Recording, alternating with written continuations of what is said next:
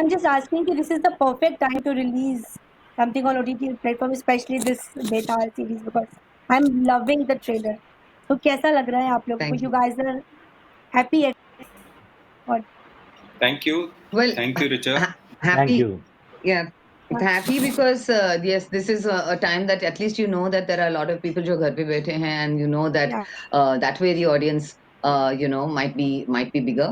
Rather than people if they were working during the day, the same day that Betal is releasing, we know that we can have viewership more during the day rather than only in that night. So things like that definitely have made a difference. But the flip side of it is we're not very, very happy about the lockdown because we haven't got to have a party for the release, and हम लोग सोच रहे थे मन्नत वन्नत जाएंगे, नहीं हुआ because of red chilies.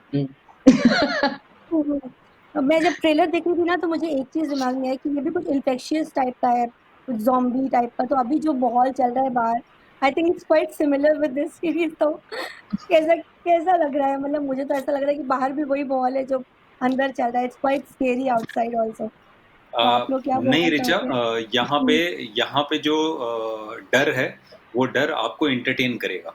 उस डर को एक्सपीरियंस करके आपको मजा आएगा, आप डरेंगे और खुद पे ही हंसेंगे कि ओ माय गॉड डर लग रहा है। बट बाहर की जो सिचुएशन है वो एक प्रैक्टिकल सी सिचुएशन है जिसके लिए जो ज़रूरी चीज़ें हैं वो हम सब कर रहे हैं और मैं प्रे करता हूँ जल्दी से चीज़ें नॉर्मल हों। बट हाँ, इस लॉकडाउन में लोग लंबे समय से नियरली 2 महीने हो रहे हैं, लोग अपने घरों में हैं और एंटरटेनमेंट एक ज़रूरी चीज़ है। तो ऐसी सिचुएशन में ये सीरीज़ बेताल 190 कंट्रीज़ में रिलीज़ होगी और ये जो लॉकडाउन की सिचुएशन है ये ऑलमोस्ट पूरे वर्ल्ड में है। तो आई थिंक कहीं ना कहीं इस कठिन समय में ये हम लोगों को एक मौका है एंटरटेन करने का लोगों को। तो ठीक है, इसकी वजह से हम लोगों को हंसा पाएंगे, डरा पाएंगे, एंटरटेन कर पाएंगे, ये एक अच्छी चीज है। I don't know if you were asking about, it's not to do with it's the when you're talking about if something you've seen the series about infected, that they are infected.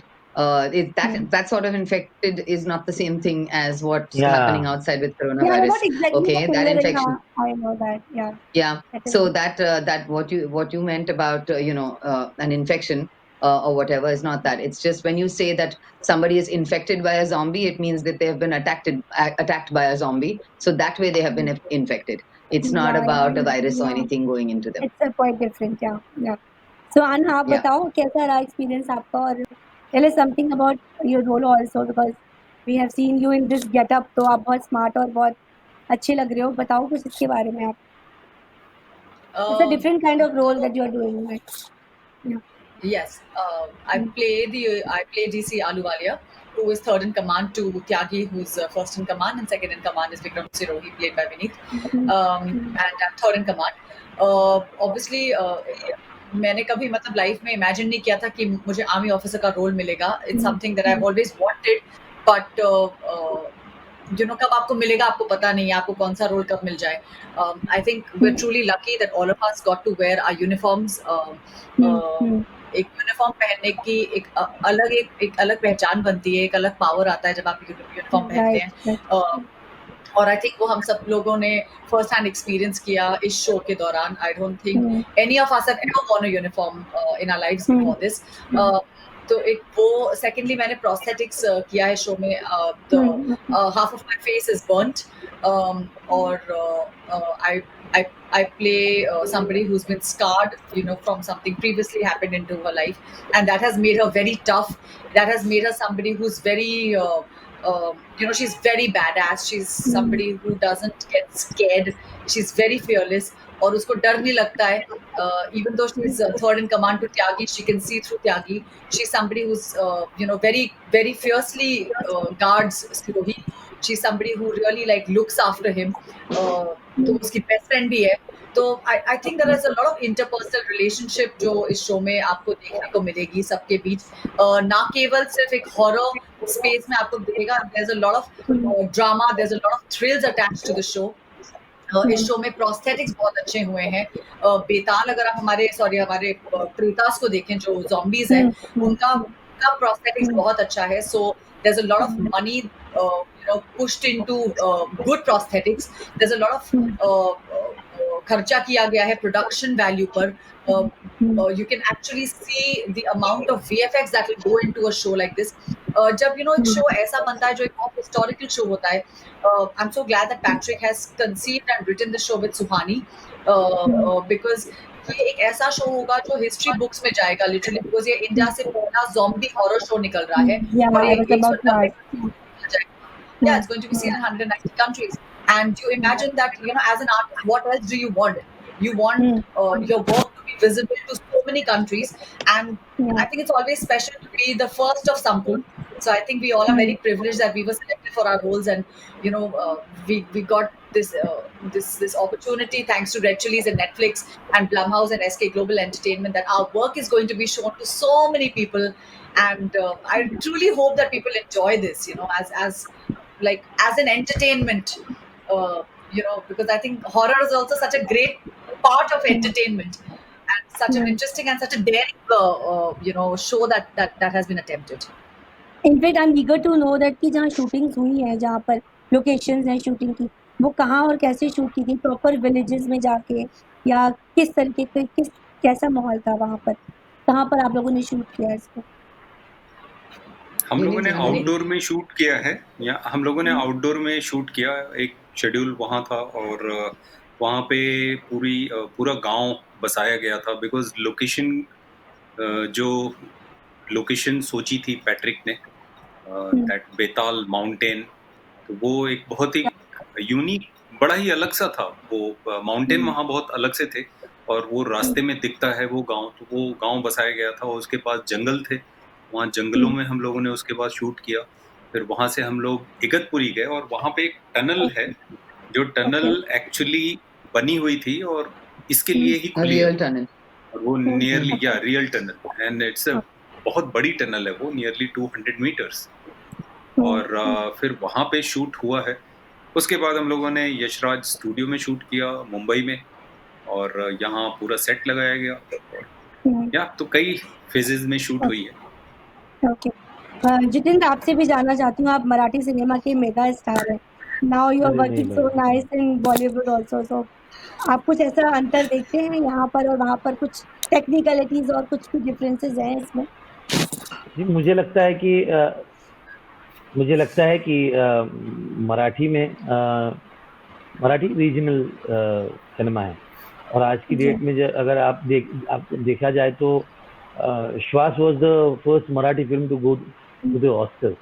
ठीक है, तो तब से scenario बदलता गया, और आज court जैसी फिल्म आई, कई अच्छी फिल्में आ रही हैं, कई बॉक्स ऑफिस पे भी बहुत फिल्में अच्छा कर रही हैं. हालांकि मैं मेगा स्टार वगैरह नहीं हूँ मराठी का, मैं एक नन्हा सा एक्टर हूँ, लेकिन मुझे एक ही चीज़ लग रही है कि अब ये अंतर मिटता जा रहा है. जैसे कि नेटफ्लिक्स पे आप देखें तो कई मराठी फिल्में भी आती हैं, दिखाई देती हैं, और वो अब अंतर घटता जा रहा है. और आज की डेट में इतना सब कुछ अवेलेबल है एक ही प्लेटफॉर्म पे, तो कंपटीशन बहुत बड़ा है. लोग और ये एक ऐसी चीज़ है ना नेटफ्लिक्स की, कोई आपको ज़बरदस्ती नहीं कर सकता. आप गए, आपने क्लिक किया जिस पे आपको करना था, आपने किया, पसंद आया तो देखा, 1 बार 2 बार 10 बार 50 बार, नहीं तो देखा 5 दिन बंद कर दिया. ये वो नहीं है कि चालू हुआ और वो देखना ही पड़ रहा है, वो वाली बात नहीं है. तो ये बहुत बड़ी बात है इसकी, ये एक पॉजिटिव चीज़ है, मतलब ये इसकी पावर है. और 190 कंट्रीज में जा रहा है, तो आज रीजनल सिनेमा रीजनल नहीं रहा है, वो ग्लोबल हो गया है. अगर बशर्ते कि आप उसको ग्लोबल बनाना चाहते हैं या नहीं है, आप टेक्निकलिटीज नहीं लाना चाहते हैं या नहीं है.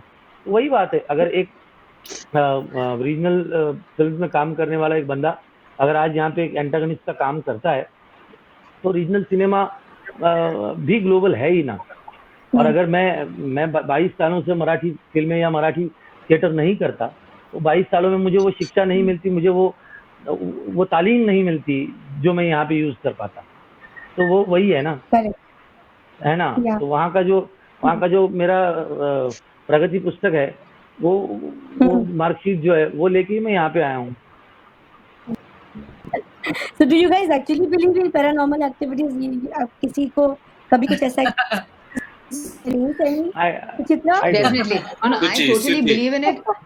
I totally believe in paranormal activities all across the world. I love hearing about things like that. I haven't experienced anything firsthand, like directly, but there have been places, especially like one place in Vietnam where my husband was living, and it was an old bungalow where he lived. He was the only one living there, and there was an attic up where you would dry the clothes, etc. And he kept telling me, I have felt something strange when I go up there or whatever.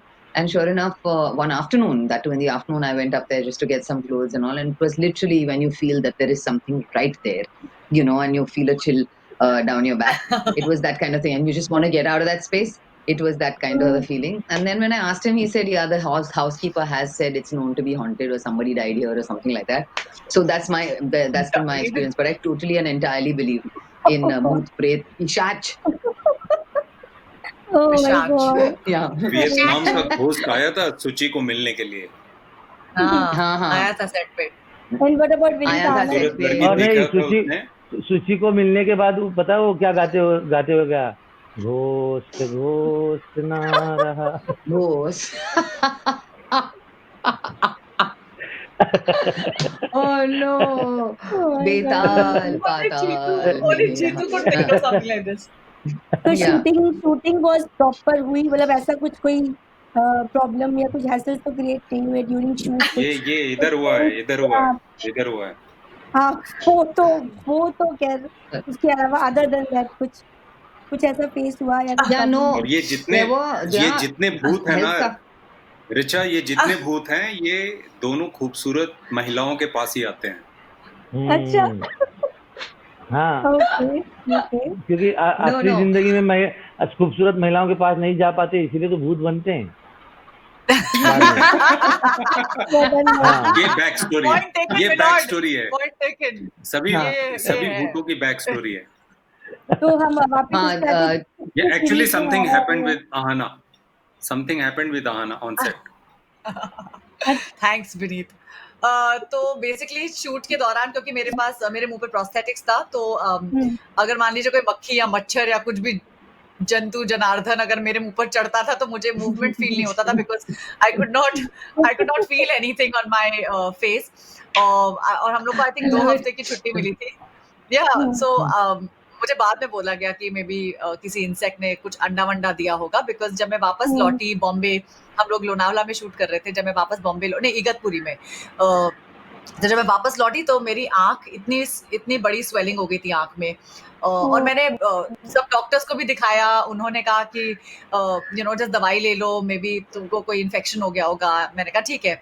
And almost 4-5 दिन में वो swelling चली गई. And 1 हफ्ते के बाद जब वो स्वेलिंग गई तो मुझे दिखा कि there was something wriggling in my eye. So एक फुल्ली ग्रोन वर्म मेरी आंख के अंदर था. एंड जब तक सबको समझ में आया कि it's a fully grown worm, the worm had moved here. And that was the next day of my shoot. जब हम लोग शूट कैंसिल नहीं कर पा रहे थे because there was nothing that anybody could do, वो निकल भी नहीं रहा था. So anyways I went on shoot और वो prosthetics पैच चिपका दिया गया मेरे मुंह पर. एंड मैंने 1 महीना आई थिंक उसके बाद 2 या 3 हफ्ते हमारी 2 हफ्ते हमारी शूट चली. एंड उसके दौरान I think that worm just kept wriggling. I was on a lot of steroids and I was on a lot of things. I think the shoot got over तो मुझे यहाँ पे एक cyst form हो गई थी. और वो cyst काट के जब उनको लगा कि कोई सिस्ट है तो मेरे मेकअप शूट तब तक रैप हो गई थी, तो उन्होंने कहा कि तुम ये सिस्ट है निकाल दो सर्जिकली. मैंने कहा ठीक है. तुम अपने डर्मैट के पास गई और उन्होंने जब निकाला तो उसमें से एक 11 इंच का इतना लंबा टेप वर्म निकला. It was pretty gross. But उसका नाम लुई नाम रखा था. मेरे डायरेक्टर पैट्रिक ने उसका नाम लुई रखा है. उसको लुई से बहुत लगाव हो गया क्योंकि उसने सोचा कि लुई भी हमारा कास्ट का एक हिस्सा है. तो लुई हमारे बेताल टीम का एक बहुत इंटीग्रल पार्ट है. सो या लुई ने अपनी जान दी शो में. Yeah so guys we have time limitations unfortunately, but मेरे पास बहुत सारे क्वेश्चंस हैं. विल आस्क बाद में लेटर ऑन. तो झटपट से बता दीजिए अपने फैंस के लिए रिलीजिंग डेट और कितने एपिसोड्स में आ रही है ये. एंड क्या ये पूरी फैमिली वॉच है, बच्चे देख सकते हैं? एकदम बच्चे आप ये मैंने ना अलग अलग कैटेगरी है इसकी। अगर आप थोड़ा डरना चाहते हैं तो दिन में देखिए, आप ज्यादा डरना चाहते हैं तो रात में देखिए, आप बहुत ज्यादा डरना चाहते हैं तो देर रात में देखिए, अकेले देखिए, और अकेले, उससे भी ज्यादा डरना चाहते हैं तो खूब अच्छे म्यूजिक सिस्टम, साउंड सिस्टम आपका खूब अच्छा हो और अकेले देखिए, बिकॉज यहाँ डॉल्बी विजन एंड एटमॉस ये टेक्नोलॉजी आपको मिलेगी एक्सपीरियंस करने के लिए, जो आपको और डराएगी। 24 मई को बेताल 190 कंट्रीज में रिलीज हो रही है। एंजॉय। तो गाइस हमारी तरफ से wish you all the very best आप लोगों को, और हम जरूर देखेंगे और रिव्यू भी करेंगे और आपको भेजेंगे। Thank you so much guys and please thank you. Thank you. Bye thank you bye Ranjana. Bye. Bye bye.